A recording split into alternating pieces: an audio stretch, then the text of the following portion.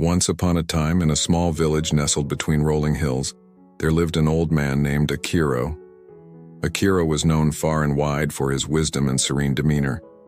He had a peculiar habit of remaining silent in certain situations, a practice that baffled many but intrigued those who sought his counsel. One day, a young villager named Saito approached Akiro with a heavy heart. He was furious and overwhelmed by anger after a heated argument with his neighbor. He ranted and raved, seeking advice from the wise man Akiro. Without saying a word, led Saito to a nearby stream. There, he handed Saito a cup and motioned for him to fill it with water. Confused but willing, Saito complied. Akiro waited until the cup overflowed, spilling water into the stream. He then turned to Saito and asked, "What did you learn from this?" Saito replied, "When the cup overflows, it's a sign that you can't control any more water, just as when my anger reaches a certain point, I lose control." Akiro smiled and said, "Indeed, silence in the face of anger is like the cup. It prevents you from overflowing with destructive emotions. You gain clarity and control over your thoughts and actions." Another day, a young woman named Jonah approached Akiro.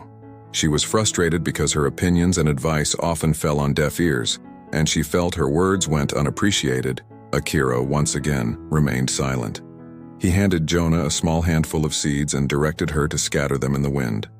Jonah watched as the wind carried away the seeds in various directions. When she turned to Akiro for an explanation, he said, "Just as the seeds may fall on fertile or barren ground, your words can land in receptive or unreceptive hearts. Your silence can be your wisdom when faced with indifference.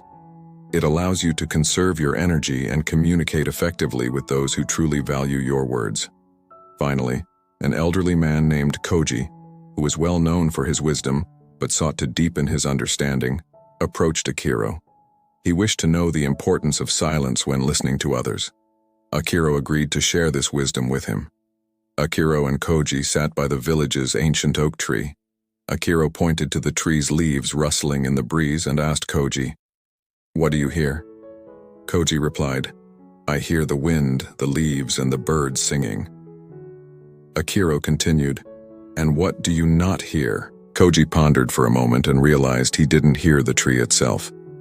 He turned to Akiro and said, "I understand. Sometimes silence is necessary to truly listen, to hear what's not being said, and to understand the unspoken feelings and thoughts of others." With this, Akiro had imparted his wisdom about the power of silence. In anger, silence could prevent one from overflowing with destructive emotions. In the face of indifference, it could conserve energy for meaningful conversations. And when listening, silence allows one to hear the unspoken truths. Akiro's lessons were passed down through generations, reminding the villagers that sometimes the absence of words could speak volumes, and that silence could be one of the most powerful forms of communication.